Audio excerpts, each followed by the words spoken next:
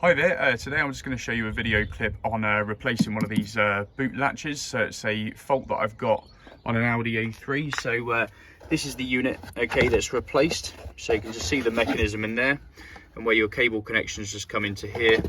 There's the actual lock latch on this side. And then we've got the electrical connector, which just plugs in here. So it's a nice simple fix. You've got two mounting or fixing bolts that go in here, and then you've got the latch connections on this side. So it's just a case of swapping this out. And to do that, what you need to go on to is to access this behind here, you have to take this trim cover down. And to do that, you just come round on this side here, and you've got two bolts just on the inside. And those bolts are just these little Torx here, and you can see the size there of T27 is the size. So what I'm going to do now is, once we've got these bolts removed either side here, we're just going to come around this side and just going to start prying down. Now, because they're really stiff, I've just thought I'll pop the first couple off to show you. So we've got a clip just on the inside here, and then the next clip you can just see on the inside there. Okay, so it's repeating that process once those two bolts are out. So just get a little bit of a wedge down this side here, and then just pop those down directly on the clips. So as you can see, this side's still clipped in, so I'm just going to wedge that down, and using trim removal tools, I can then access the clips around this side.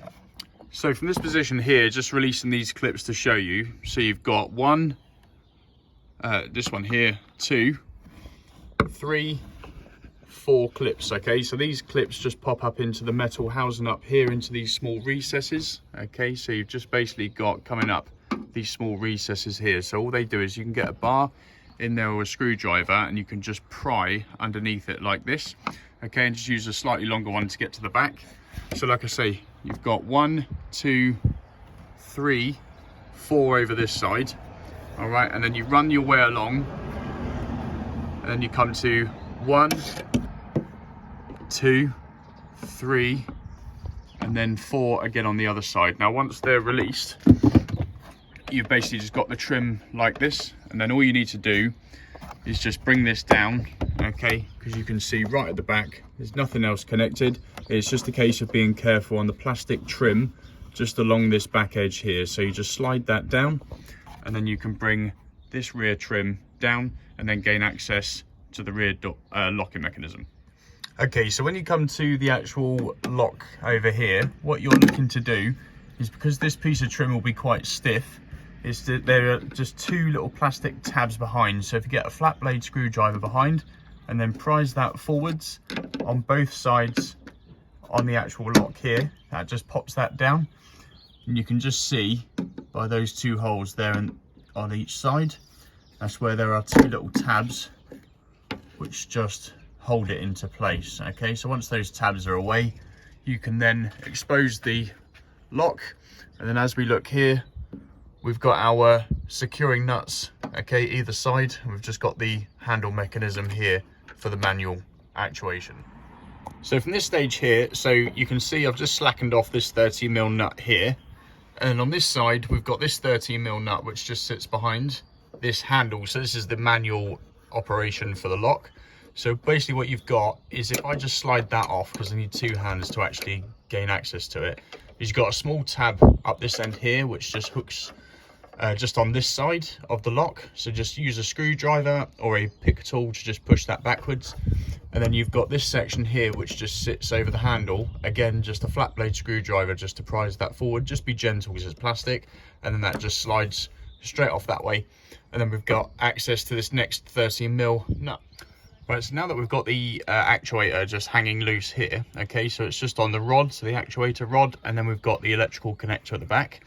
All we need to do here is just put those two clips off, so just use a little pick to prise either side of those clips over there, okay, and then once you've done that, you can then get hold of the little plug connector and then just slide it away from the actual locking mechanism. But I'm going to need two hands just to prise that up, and then we're going to move on to getting hold of the actual rod that comes straight across under this plastic clip and into this housing here.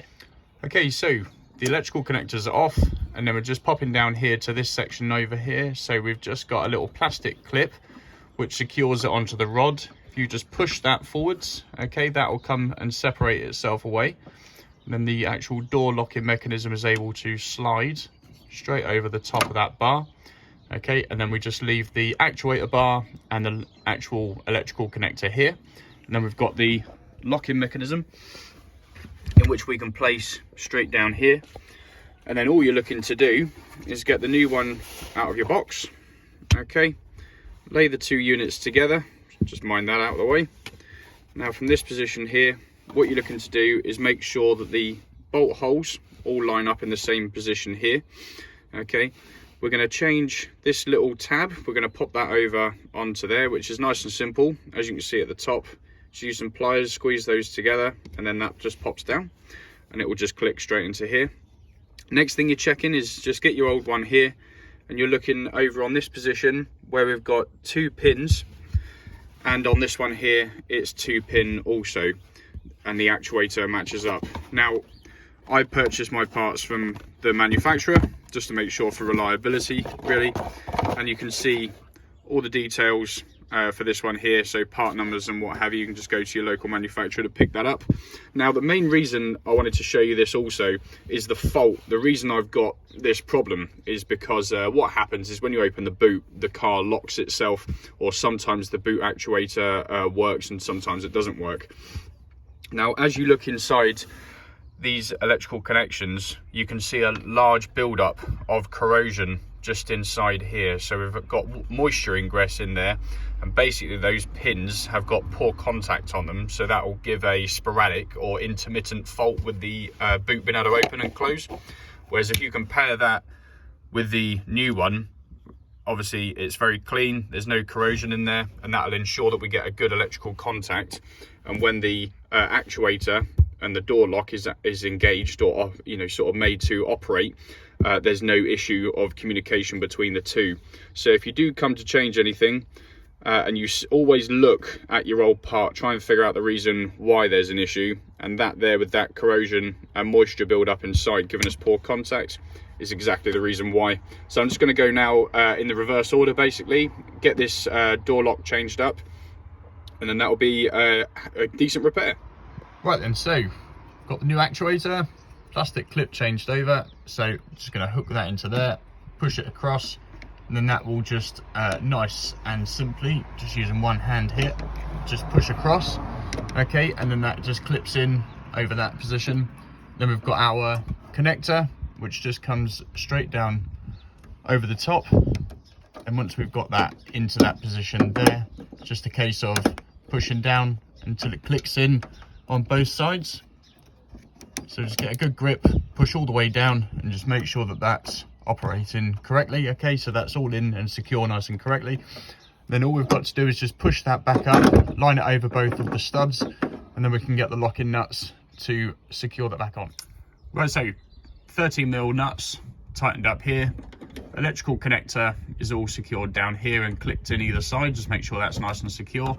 The plastic clip for the actuator rod is on here, and then we've got the manual operation rod that just comes over the back, and all that's going to do is just push it forwards. Okay, and what you're looking to make sure is that those clips are on either side there and it's nice and secure, and then following the arrow for the direction, just make sure that that all works and moves smoothly and everything's all connected nicely there.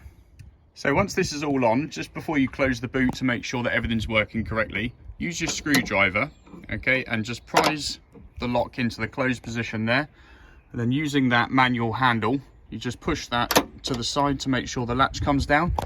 And then just once more, just for safety, once you've pushed that on to engage it, just grab your key, hold down the boot, release, and just make sure that that's all actuating correctly as well, just before you close the boot, because the last thing you want to do is actually get locked out of the car or in the boot if the actuator is faulty. So the last thing to do here is to just get the lower trim just secure back onto the boot lid. So just to remind you, okay, so you've got 4 clips, okay, on either side there, and just remember that the clips just come into these recesses positioned in various locations from left to right. Okay, just double check, make sure everything's all on okay and secure, and then let's just get this piece of trim put back on. Right then, so just to finish off the job, just make sure that all of the trim is nice and secure the way around. Okay, making sure that there aren't any gaps following the trim. Okay, making sure it's all secured. The trim over the lock is there. Okay, all the way around. Just make sure everything's all in. Just give it a tap underneath if you're unsure. Just remember that those fixing locations just come under here. So just a tap up. And I said earlier T27, I was completely wrong there. These are T25 bolts that just come in to the boot lid here and here, either side of the lock. I just had 2 sockets out at the time. Okay, so making sure that that's all okay, just lower the boot down and then open up again, and then that's all repaired and working correctly. All right, so thanks so much for watching. Hope you found the video helpful. See you next time.